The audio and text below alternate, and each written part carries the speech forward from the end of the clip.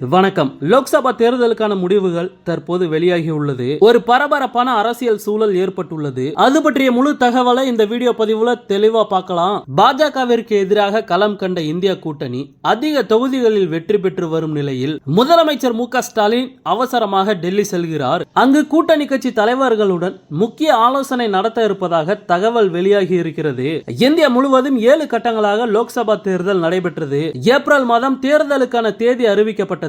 இந்த நிலையில் 19ஆம் தேதி முதல் ஜூன் 1ஆம் தேதி வரை 7 கட்டங்களாக வாக்குப்பதிவு நடைபெற்றது. ஜூன் 4ஆம் தேதியான இன்று நாடு முழுவதும் ஒரே நேரத்தில் வாக்கு எண்ணிக்கை தொடங்கி நடைபெற்று வருகிறது. தேர்தலுக்கு பிந்தைய கருத்து கணிப்புகளில் பாஜக 375 தொகுதிகளுக்கு மேல் கைப்பற்றி 3வது முறையாக ஆட்சியை பிடிக்கும் என கூறப்பட்டது. ஆனால் தேர்தல் முடிவுகள் அப்படியே மாறி உள்ளது. பெரும் வெற்றி பெறும் என நினைக்கப்பட்ட பாஜக தற்போது தனித்து ஆட்சி அமைக்க முடியாத சூழலில் உள்ளது. பாஜக கூட்டணி தற்போது 295 தொகுதிகளில் முன்னிலையில் இருக்கிறது.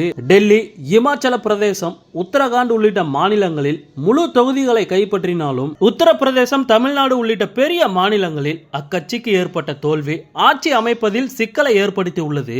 இதையடுத்து நிதிஷ்குமார் மற்றும் சந்திரபாபு நாயுடு ஆகியோரின் தயவில் தான் பாஜக இனி ஆட்சி அமைக்க முடியும் என்ற நிலை ஏற்பட்டுள்ளது. அதே நேரத்தில் இந்தியா கூட்டணி தலைவர்கள் உற்சாகத்தில் இருக்கிறார்கள். கடந்த சில ஆண்டுகளுக்கு முன்பு உருவாக்கப்பட்ட அந்த கூட்டணி தற்போது மிகப்பெரிய வெற்றியை பெற்றுள்ளது. 230க்கும் மேற்பட்ட தொகுதிகளில் அந்த கட்சி வெற்றி பெற்றுள்ள நிலையில் நிதிஷ்குமார் மற்றும் சந்திரபாபு நாயுடு ஆகியோரை இந்திய கூட்டணிக்கு அழைத்தால் ஆட்சி அமைக்கலாம் என்ற நிலை ஏற்பட்டுள்ளது. இதையடுத்து அதற்கான பேச்சுவார்த்தைகளை அந்த கூட்டணியில் இருக்கும் மூத்த தலைவரான சரத் பவார் தொடங்கி இருக்கிறார். சந்திரபாபு நாயுடு மற்றும் நிதிஷ்குமாரிடம் அவர் பேசியதாக கூறப்படுகிறது.